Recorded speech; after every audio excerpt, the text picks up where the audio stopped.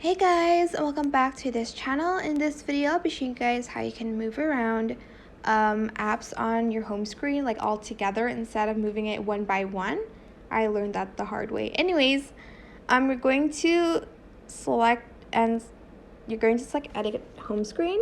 You're going to then select this, and you're also going to select other apps along with that with your other finger.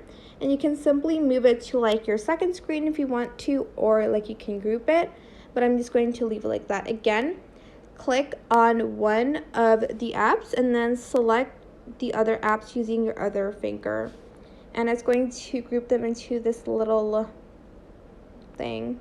Press done. I hope this tutorial was helpful for you guys. Don't forget to like, comment, share. Also subscribe to this channel if you have not done that already. If you have any more questions about this video, just leave it in the comment section down below. I will try my best to answer them all for you guys.